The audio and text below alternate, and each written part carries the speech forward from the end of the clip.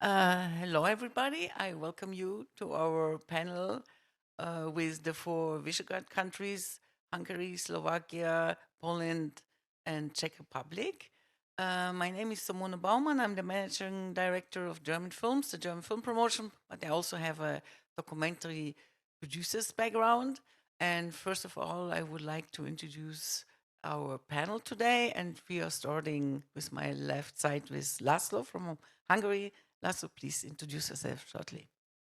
I am László Józsa. I have a film production company called Speakeasy Project, and we've been on the market for 10 years. We produced documentaries, documentary series, feature length, and we also started flirting with fiction in the past couple of years. And among with the 130 other documentary filmmakers, we founded the Hungarian Documentary Association in early 2019, and it's still on. It's growing, and I was elected president of this association, so it's partially the reason why I'm here.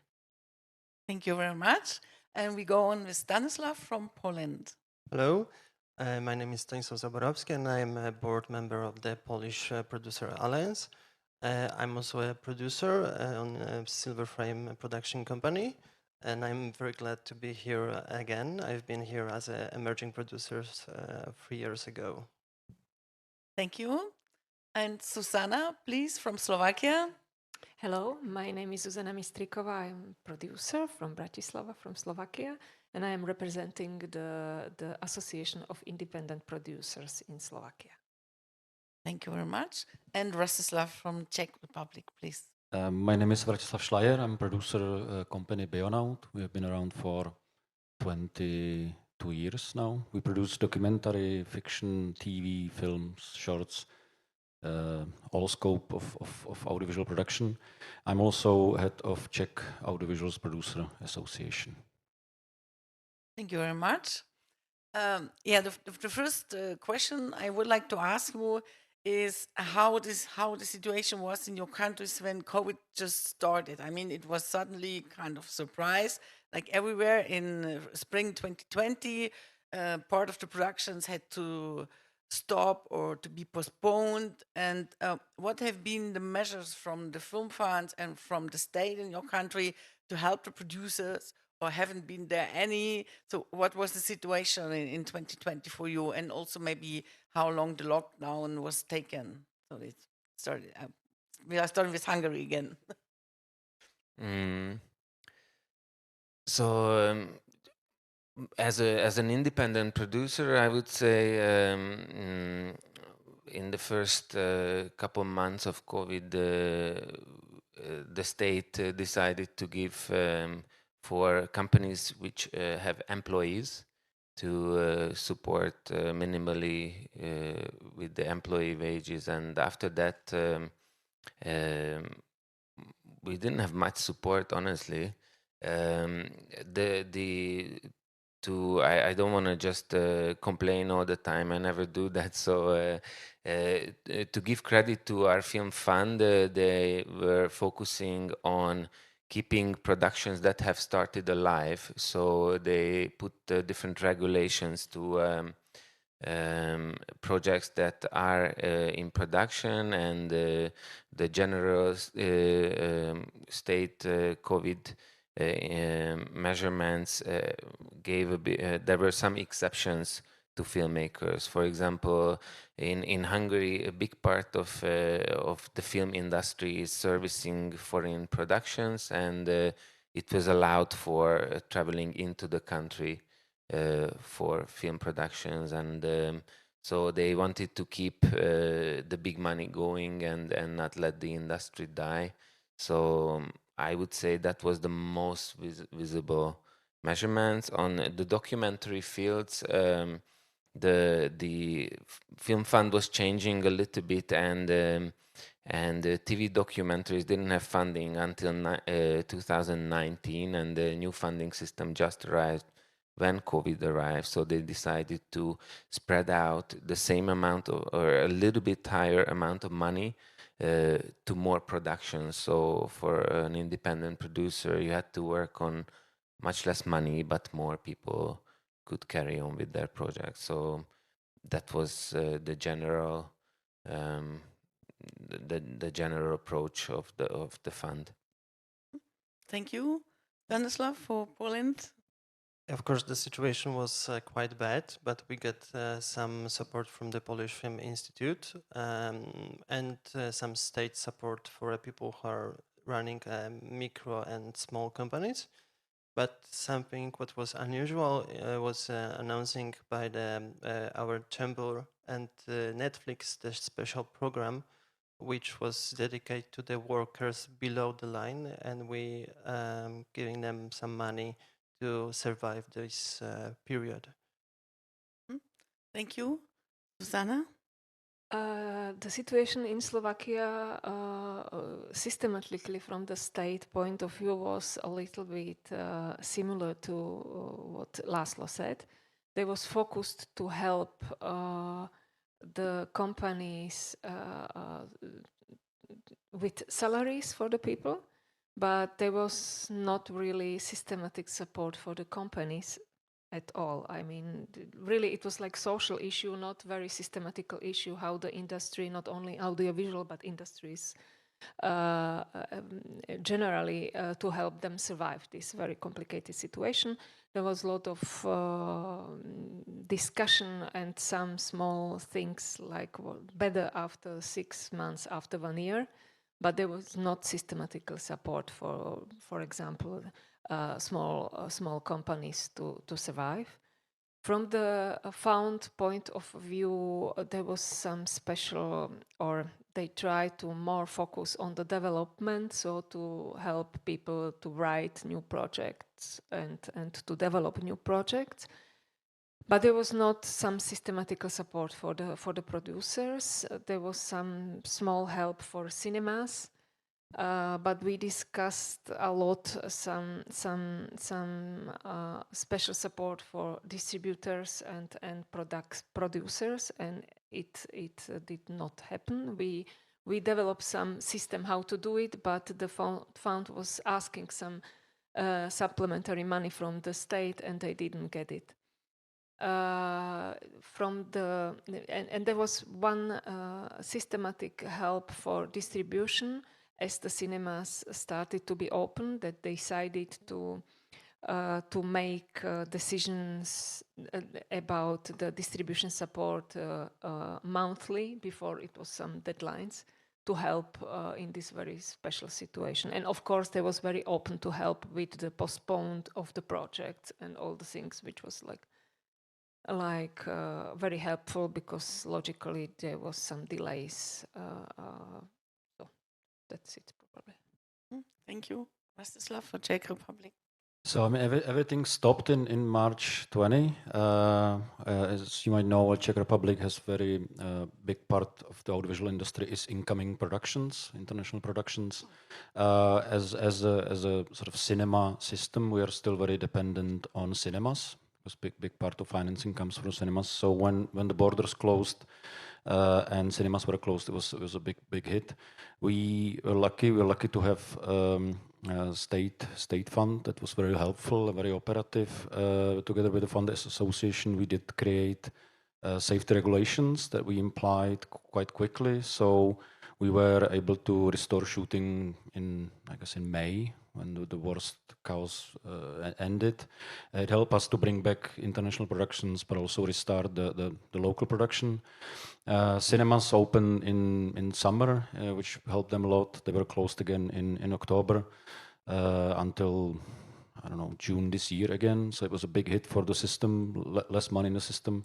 State fund did open 2 extra calls. One important thing that what we tried to do, and with the support of the fund, not to really change the system. So fund and kept sort of giving the standard calls, giving money. We sort of thought we have to be ready when the COVID is over to just keep going on and not to interrupt the financing. But there were 2 additional calls. First was in June 20, and it was kind of quick one, and it was for cinemas and distributors sort of to keep going on for some, extra costs with COVID, but also to restart the summer opening. And there was extra development call for producers that was more open. Standardly, fund doesn't support TV development, but this time it was for film and TV to cover all scope of productions. And it was kind of development money to overcome the hurdle with development. And at the end of the year, it was another call, which as an association we really find effective, and it was kind of innovation. It was open for, again, producers, distributors, and cinema owners with sort of, you could apply with innovations that you want to implement because of the COVID, but generally because the whole market changes, which kind of really, again, pumped some money into the system and also motivated lots of producers and cinemas to come up with new innovative approaches how to overcome COVID. Companies could also apply with the sort of non-audiovisual support to the government, which kind of worked, but because of sort of the I would say like legal structure of many companies, which is sort of independent filmmakers, small companies, for many months, lots of people sort of fell through the system. We sort of pushed on the government, some tweaks were made, so at the end some people got, the special support, not only for employees, but also for independent makers. And at the end, we had like, at the beginning of this year, we had a special program from not from Cultural Ministry, but from Ministry of Industry, is the title. That was sort of targeted at the audiovisual sector. It was some helpful money, but it sort of came late, because when you deal with the impact of spring 20 in spring 21, you either already bankrupt or then it was very bureaucratic, but some money came, extra money came also from Ministry of Industry. Thank you very much. When I'm comparing that to Germany, when I'm coming from, we also had different supporting systems for employees, for example, particular for companies as well.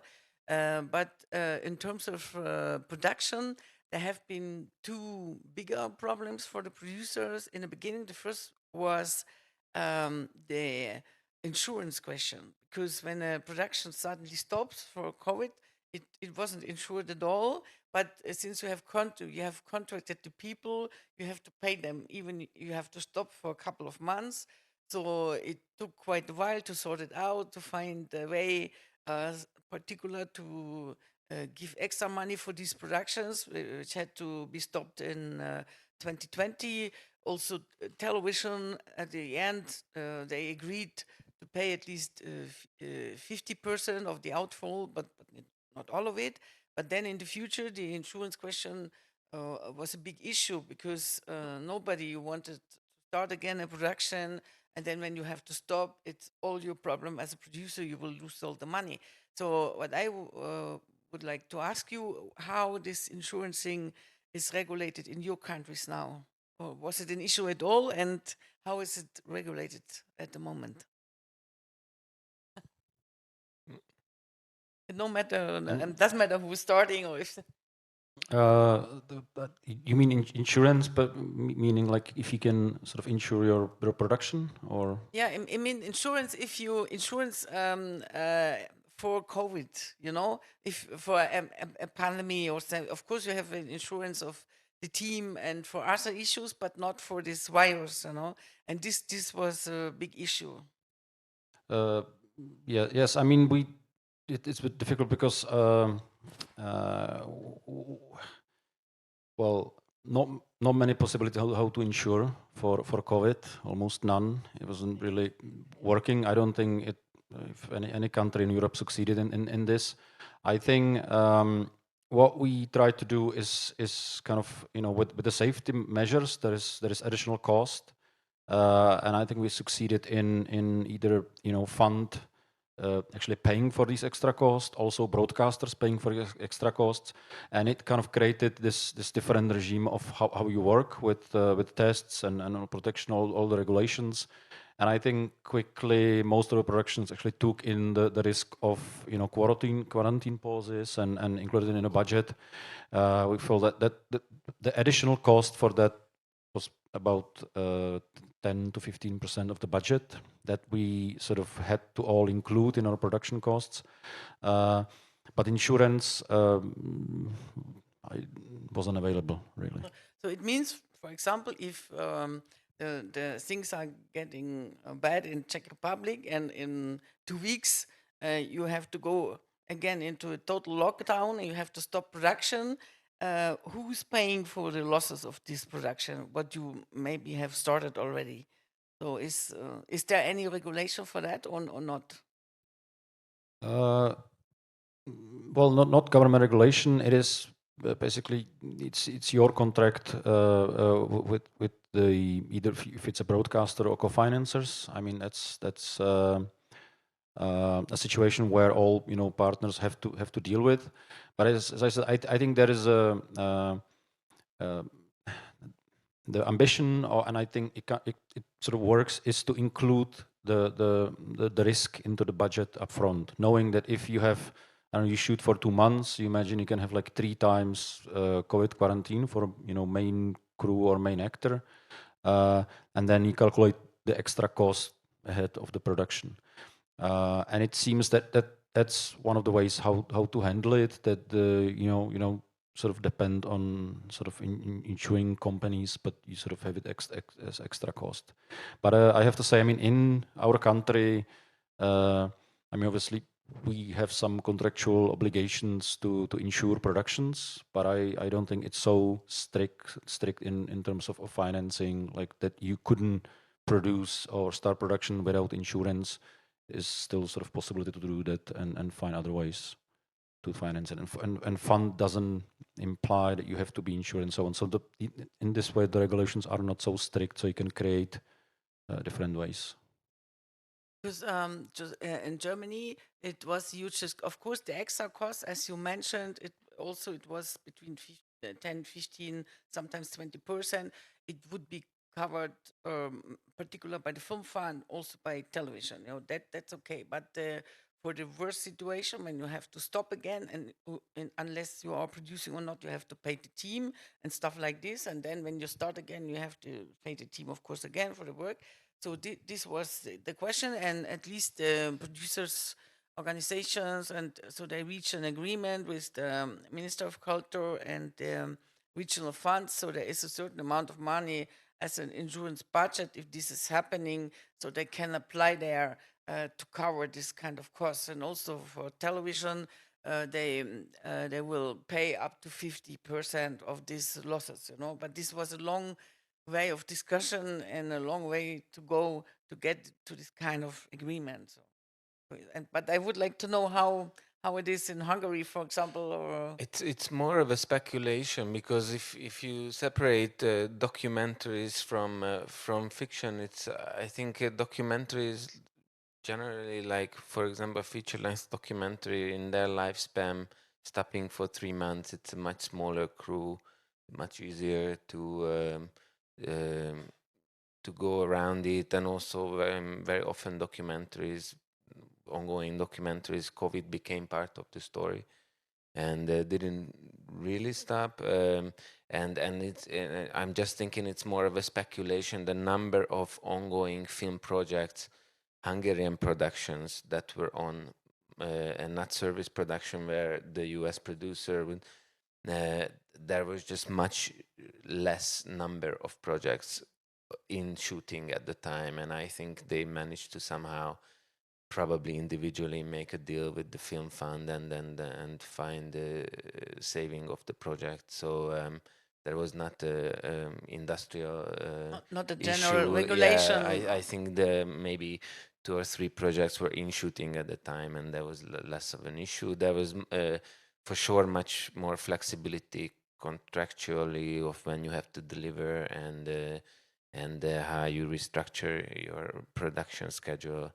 in that sense. So in a way, this never came up because everybody started worrying about what's going to happen after, and only those who were in production had this big problem of how to actually finish up. Yeah. In Poland, of course, you can apply to Polish Film Institute to cover extra costs to secure a set, but we don't have any kind of insurance. You can apply to the institute for a no-fee loan or this kind of extra money, but you need to get back. So it was, of course, a topic. We discussed about that, but we cannot put it in life. But just one question. So in Germany now you can insure your It's project not for COVID issues no, or stopping for it's not. that? Yeah, it's not the kind of it's not the kind of insurance as a contract with an insurance. But for example, if your project is funded by the Minister of Culture or the regional funds, and to get into that situation, also for documentary, also for a crew of maybe 5 people, suddenly you everything is prepared, but you have to stop. And you contracted the people. In Germany, it means you have to pay them. You cannot just say, "Oh, bad luck, bye bye." So, and for this situation, you can apply to these additional insurance funds, to the funds who supported the project, the regional film funds or the Minister of Culture, to reimburse you this money or at least a part of it. And also for TV, so they would give you, if it's a production where TV is involved or a straight commission to TV, so they are going to replace you 50% of the spend. So at least you get 50% of the salaries and everything you had spent at this moment when you had to stop. So this is the idea behind it. And before we are coming also to Slovakia, I have to add, it made it in the first time for German producers. It led to the situation that they have been more hesitative for co-productions, because if you have a co-production and then this insurance is only for the German part of the money or the spends, and if you have a co-producer where the production is not insured, it makes it more risky also for the German producer. If there's a shooting in Hungary or Poland and you have to stop, so with the German money he can cover only this German spend, but not the Polish one and the Hungarian one. But as a co-production, you all are in the same team, and the loss is for the whole production. And this it's still an issue, but now I think things are a little bit more regulated with different countries. But it led to this situation that we had really less co-productions, because producers tried to finance the films more completely in Germany to be secure and not running into that insurance or legal or other problems. So this is the situation. Yeah, but Zuzana. Actually, this is issue for us. We are a very small industry, very small countries. So for us to be open, it's quite fundamental. From the insurance point of view, you just, I think, in reality, you just cannot insure the film production in Slovakia. We don't have the obligation, the same situation and in Czech Republic, but of course the big fiction production we insured, but usually in Czech Republic or in Hungary. So the producers, they were in production. Of course, all the additional costs and troubles was on their side. So they were trying to negotiate with partners, with televisions, with fund. Of course, everybody was very open, but for example, public television in Slovakia, it's not in very good financial situation, so it was not very easy, but they tried. So a lot of projects in Slovakia are cooperating with Czech television, so somehow they managed. There was not a lot of production, but there was like big one TV serial from Czech television and one commercial Slovak television, what I remember. And as the producer association, we really tried the same way as in Czech Republic to in very early stage to set up self-regulation measures, not only because have the possibility to shoot and to work, but also because of the border issue.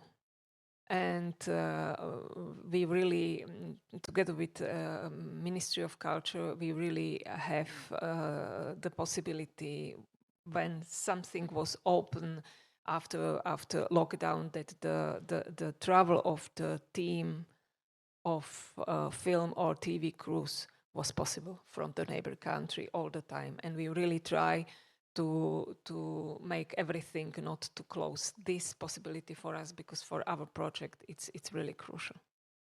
Yeah, thank you. And looking back, okay, so as far as I understand, on different levels, there was some support from the film funds, from the state for projects, for companies, for producer, maybe for talent. If you look back now, what is the situation? Did it lead to some kind of bankruptcy of companies? So was it really so that a part of the producers didn't survive it, or is it still not clear? How is the situation looking now today, at the end of 2021? Very brief. I think actually we can speak about the distribution situation, because it's very it's linked. We as producers, the only money you have for some new activities, not linked to some special project. Okay, you can ask for development money for some project, but to be able to just think and try and they are the money from the distribution, and they didn't exist, or in very, very low level. So now we are trying to discuss with the fund that some, I don't know, slate development funding or something, because for the producers could be helpful, because we are in situation that I don't think that someone was bankrupt until now, but we don't see very much the light in in the future. And actually the same to distributors. They are in very, very fragile situation, and for us also their situation, it's if they collapsed, it will be for us very, very complicated. So I think now begin the fight about how to deal with corona situation, because of course this very hard time in shooting and in distribute, we somehow survive it, but I think that the industry is on the edge of what will happen.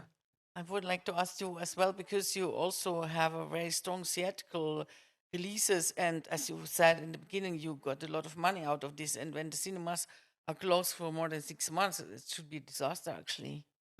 Yes, also I follow to Slovakia because we get lots of similar moments in our situations and also connected markets in a way.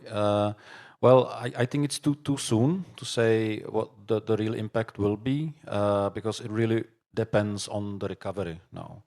I would say luckily no big bankruptcies. Seems like most of the companies survived, but since the audiovisual industry is kind of long term, usually you have some, some money that you can, help you go through the bad years. And I think it's for distributors, cinemas, for producers, for everybody. The thing is that now we feel the whole industry is restarting. The cinemas were closed for 9 months. Since fall 20 till June, which was a big problem.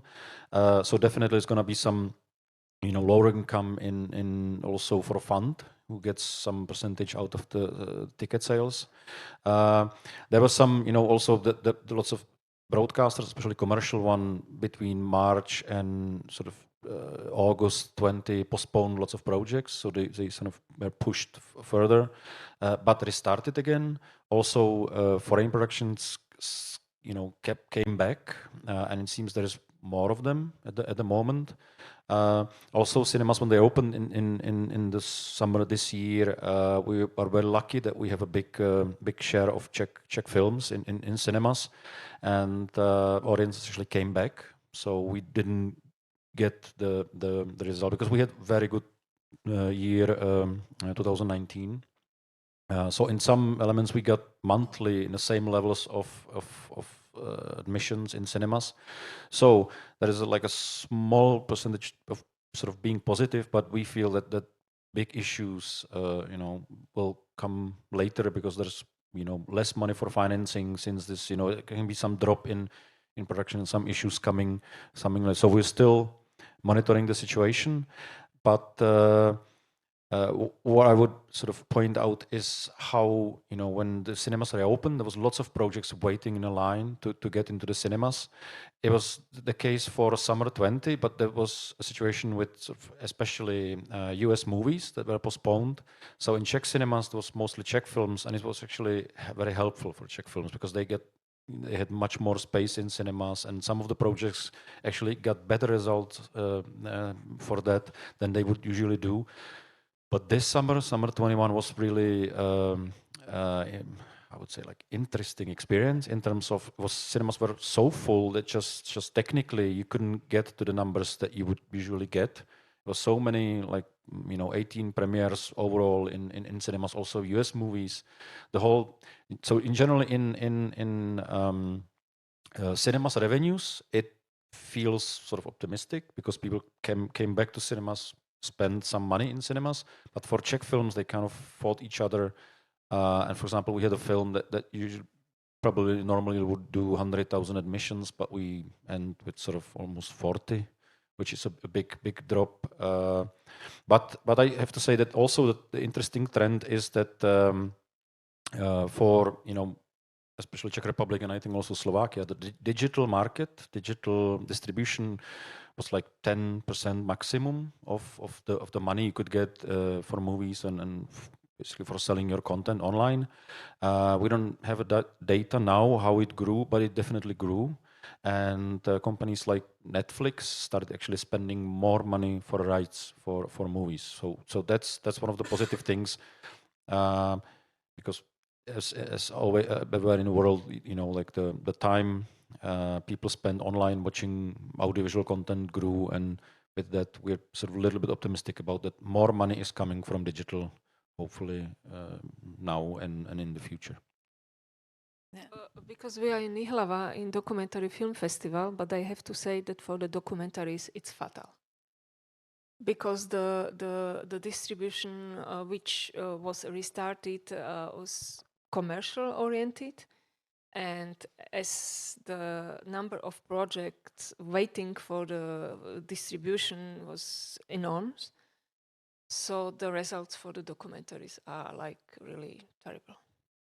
Yeah, can I just add to that? What happened in summer is that the specialty art house, including documentary films, actually underperformed. Even for like distributors and cinemas or art house chain cinemas, it was big surprising that actually audience came back, but for big event, entertainment things and Hollywood and Czech productions, but it was a very difficult time for small art house movies that actually even the cinemas and distributors who really work well with their target audience and were successful before the COVID, suddenly they sort of had issues with actually getting their audiences back to the cinemas. It was really so. I think art house sector or niche film sector was hit the most.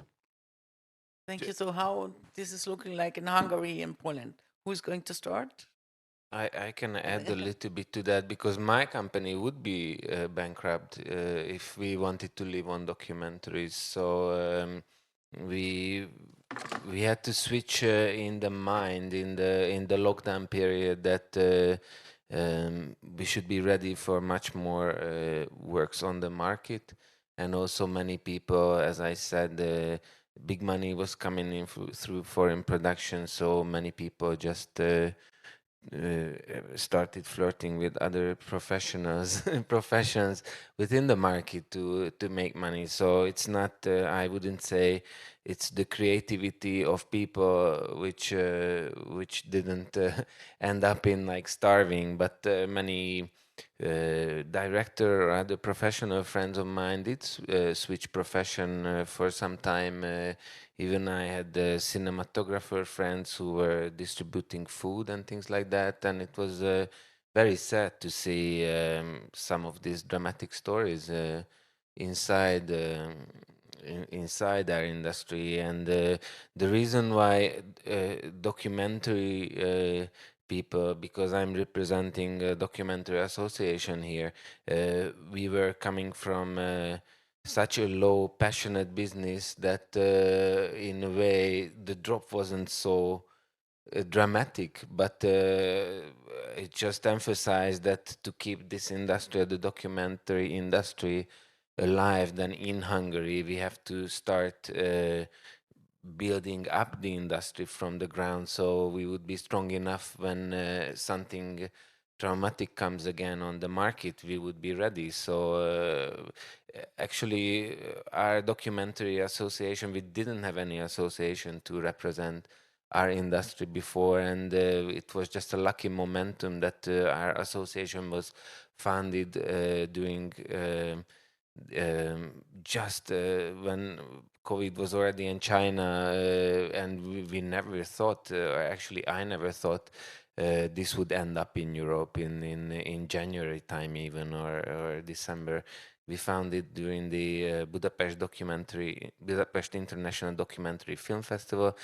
And I remember I was so brave at that time that I even bought a distribution right for this film Honeyland for cinema for Hungary in January. And then I was just so unprepared, and to get the cinema and just Hungarian distribution rights, first time in my life, I was like, I love this film and the industry is going, and it was like boom. So I would say it's more for documentary sector, it's more the creativity and then changing profession or surviving on very low budget was the tactics of the filmmakers, and not really any kind of sales support or systematic preparation for what was going to happen. But it also doesn't mean that in difference to Czech Republic or Slovakia, especially for documentaries in Hungary, before COVID, you didn't make a lot of money out of theatrical releases, for example, for documentaries. It's not the theatrical, but to go the state of documentaries in Hungary, we don't have television commissioning editors, for example. TVs don't spend money or systematic money on developing the documentary industry. This is something simply not existing with or without COVID. This was a market position in Hungary, or this still is, that's not compared to Czech or even Slovak or Polish partners. We are way behind in building up the whole structure. We independent documentary producers over the years with our project visited the pitch forums, different festivals. Ji.hlava, we are here, but our funding bodies don't represent us here. So that was the aim of the association. Maybe in 5 years, we'll be able to build up and share the knowledge which we gained on the European market. So that's what we hope to do, and COVID didn't speed up this procedure, I would say. Okay, thank you very much. It's very well said. And so what about Poland in terms of theatrical before COVID or the distribution, and how was it going there? Of course, the biggest problem had big players, but most of us postponed or find other way to survive this time. The situation in cinemas is going back to normality, but it's not still very good. And as Bratislav said, probably in the end of the year we will see what's the condition, because we knew how much money we've got in institute. And especially for documentaries, did you have a lot of releases for documentaries in the theaters, in the cinemas before COVID, in Poland first? In distribution, documentaries, it's nothing. It's not a common thing in Poland in cinemas, but we have now a problem with a big traffic line in festivals. And this is also a problem because we have so much titles, and everybody wanna have a premiere on a good festivals. And because of the COVID, the line is long. Overloaded. Yeah. Did you want to add something? Well, I actually want to say that, as I mentioned, like summer 20 was good for Czech films. I think actually the most visited Czech film of 20 was documentary. It was a big hit. It was like 400,000 admissions. And it was before COVID, but it came back. There was this break from March till June, and actually they very well succeeded not to go online but wait and actually come back strong for summer. So I mean, we usually get documentaries in cinemas with sort of lower admissions, very specialty, the distribution. But this COVID year was big success for documentary, which is a sort of paradox. But it was very sort of a big one also. What's the English title of Síti? Caught in the Net? I don't know. Yeah. It was quite an even film about sort of. It's a famous title, actually. Even in Germany, it has a theatrical distributor. I mean, it's Philipp Remunder's company producing it, as far as I remember. Hypermarket, right? Yeah. Vít Klusak, yeah. And also they sold the rights to Germany for format. This is a kind really outstanding project, I have to say. But it's good. I didn't know that they made so many admissions in Czech Republic. And this film was put into the Slovak cinemas 1 week before COVID started. So and usually this hype, from Czech Republic to Slovakia, it's somehow because Slovakia it's very connected to the media in Czech Republic. It was so bad luck for the film and for Peter Kerekes, who is the co-producer of this film. Yes. So it was special COVID, and they came back in the cinemas, but as in Slovakia, there was no time to build this hype. Then it doesn't work so well. I just wanted to say to the audience that we also can take questions from the audience, also online. There's a kind of QR code, I was told. It's over there. And if everything works, I should see it on this tablet here, so I will see. So I will have a look on it. But we have another question to all of you. You already mentioned the platforms and the production for platforms. So is this something in your countries will increase in the future, and especially for documentaries? Will it be an option for financing films, but also for releasing films? How the situation is looking like, and connected to that, are these big global platforms, but do you have also national platforms who will invest in these kind of films? I can start with that because it was so in Hungary there was already a big issue of how to watch Hungarian films online, and cinema for Hungarian films it wasn't like I think Czech, Slovak, I don't know how Polish, that local films are highly watched, and there is a national attitude for your own films. It wasn't as strong in Hungary. So what I wanted to say, there are two Hungarian online streaming platforms that came up. One is by the Film Fund, which bought new films as well, and open up the archive, some of the archive of Hungarian films, which was a very quick move. They actually prepared this streaming platform. I am talking about the Film Fund. Initiated streaming platforms before COVID, and they came out with it in time. I don't want to criticize it too much, but they didn't put the marketing to it, so it's not it's a platform that there is, and then technology is there, but it's not so widely spread. I don't know the numbers. Maybe a Film Fund person could praise this much more than I do. And also one of the cinema distribution companies who just couldn't sell their films to cinema anymore, they very quickly set up their own platform as well.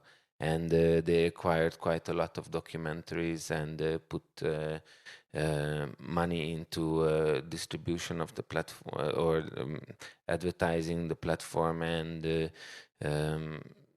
so there were two very, I would say, I don't know the success of this approach, but for the viewer, it was definitely more options to choose from. And money-wise, was it a reasonable money what they pay, or was it just symbolic? Let's put it. So it was more feeding the ego of the authors that their films could be watched. I would. The only feed. Okay. Yeah, for I don't know, Poland, or what Yeah, about of course, the the platforms? COVID show us that we need to find the other way for distribution. And last year we have got announced 3 new platforms which will distribute also documentaries. But now we're starting a discussion about the quality of our audience. We need to, because this is the business, we need to have got the people who want to watch our movies.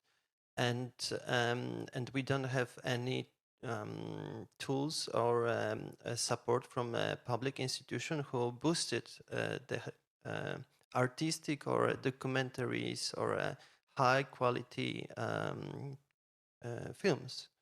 That's why we need to start a discussion and change our mindset to educate people who will watch it and develop a new distribution field. As far as I know, in Poland, Netflix is also very strong, but they go more for series and fiction, not so much for documentaries. I mean, for Polish content. When they are entering to our market, the catalog was very nice, but now they change a bit the policy because the main viewer is, let's say, more mainstream person. Okay, not the well-educated one, maybe. And okay, so it means, yeah, it means so it's also a process, kind of work in progress. So you try to get the own platform stronger and to develop a kind of business model for that, right? Yeah. As Vráťa said, our markets are very connected. So the platforms we have are Czechoslovak oriented. I will let more probably say I will Vráťa to say more about it. But you ask about the reasonable money. As now there is the process of implementation of the new directive of audiovisual services. And there is the discussion how the platforms will support the local industries. I was once asking one of these platforms, which is DA Films, about the turnover. And actually, I'm sorry, I don't remember the precise number, but even for me as individual producer, it will be not the whole the whole turnover will be not like the money I will just start the new life. So, well, I would say definitely there was a shift in terms of audiences discovering digital, as I mentioned before. We don't have the data how much it really grew. Key also was that the fund temporarily allowed, you're required to put your film into cinema, so you could do it online when the cinemas were closed, which also was important. But generally, there is a shift. There is also another thing is that the system of holdbacks. When you put film into the cinema, then you can go digital 4 months after, and TV 12. Hasn't changed officially, but it's definitely shifting. For documentaries, it's now the practice is shorter. Even for feature films, it's already shorter to do it. So there's a shift in the market, and with that obviously comes audience. That's on digital. I think all the platforms, the films, Aerovod and other sort of niche or Czech platforms kind of grew the number of audiences. As I mentioned, Netflix started buying for more money. And exclusive and so on, so more investment in terms of not documentaries, unfortunately. But it really, I think, it really depends. It's just sort of intuition. It seems that we're lucky to have loyal audiences, and even though Netflix, unlike in Poland, we were never sort of in country of interest of original investment and so on. It seems that and Netflix started acquiring for very sort of low fee older movies, and all the Czech productions kept popping up in top 10 a lot, meaning that it kind of works, and suddenly they are now willing to pay more money, and actually. As SVOD is becoming kind of interesting, and also we still have the TVOD on many platforms. That's we'll see what happens in the future. So I agree with Zuzana. It's not like to make your life out of digital yet, but there is definitely a shift. I have one question to that. So did your association take part in raising the prices for the films, or just the fact that Czech films were higher on the ranking gave a producer a better position to deal? Well, we as association do not operate in terms of setting up the prices. We cannot do that. But producers talk to each other, I guess. But I answer the question. I mean, if you buy association, means our members who produce good movies and of course are negotiating, trying to get bigger fees. Yes, I think it was there was some cases that numbers are not disclosed, but certain movies, the big ones, are getting already sort of interesting money from Netflix that sort of are significant in terms of your revenues. Doesn't cover like the issue with the cinemas, but so it's interesting, and I think it's kind of collective push. And I mean also by shift I mean like focus on digital. When you have a 10% of your revenues from digital, you obviously don't really focus on it. But suddenly with the COVID and with the shift, more producers started sort of going after and asking for money and actually thinking, I don't make the expected money in cinemas, I have to find elsewhere. So it's generally the push was there. Yeah. I just have the feeling that in this discussion we have to mention that the most important partner in our region of the documentary production is the HBO, which is co-producing. HBO Europe, actually. HBO Europe, and in the field of documentary they are really like the partner for the productions, and thanks to them there is also possible to do the, I'm sorry about the expression, high budget documentary can be produced, because usually the televisions and funds are funding really like not very big budgets of documentaries. So just one short thing. So, sorry for the shift again. Actually, when you get low money for your SWOT rights and so on, you don't there were tendency to give it up to broadcasters, for example. But suddenly, when you see in your financing money actually sell these rights, it really sort of activated the discussions with broadcasters, and suddenly put, SWOT was kind of like nothing, nothing you need to talk about. Everybody was like, well, I don't care. But suddenly there is a price tag to it, and it makes the discussion with the big players, with the broadcasters, very different. Suddenly you can say, I cannot give you these rights because I get this money for it, or I expect to get this money for it. So there's definitely a shift. And I have to mention also, we have a commercial broadcaster who operates, has channel in Czech Republic and Slovakia, and Is it Nova? It's Nova and Markiza in Slovakia, and they have a platform called Vojo, and they are in more countries, Romania, Bulgaria.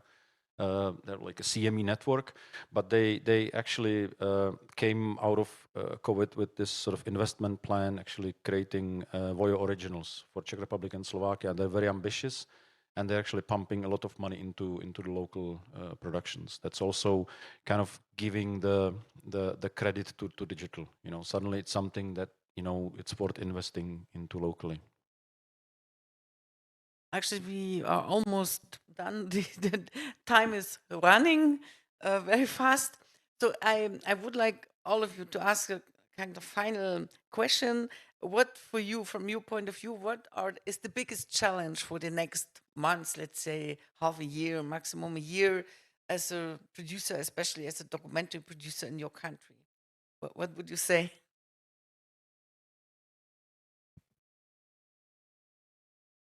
I so as an independent producer, I almost gave up producing documentaries. So the big challenge is keeping the spirit alive in myself. The reason why I decided to be involved in the Hungarian Documentary Association, MADOKE, because I believe that it's time for a change and then keeping the spirit alive. So I withdrew a little bit from independent producing, and but I do have one project which is dealing with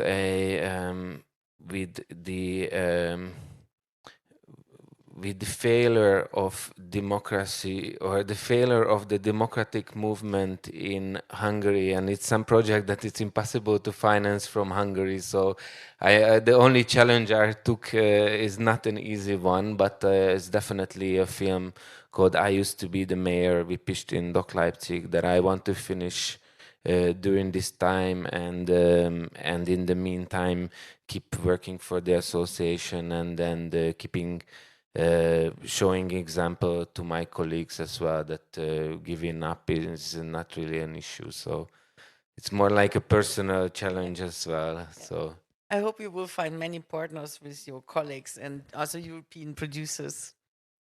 Stanislav.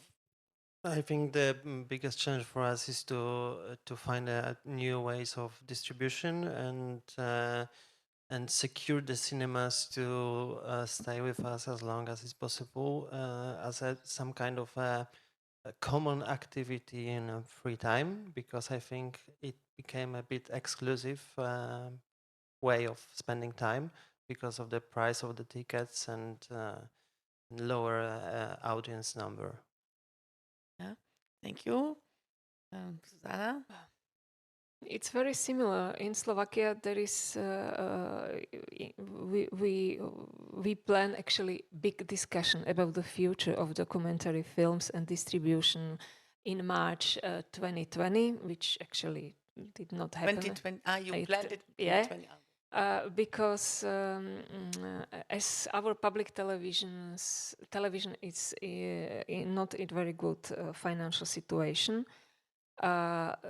television try to push producers to ask for usually television documentary films money in the film fund to co-financing, and then we are in the situation that also the quality documentary film, they usually will have the perfect place in broadcasting, try to get to the cinemas.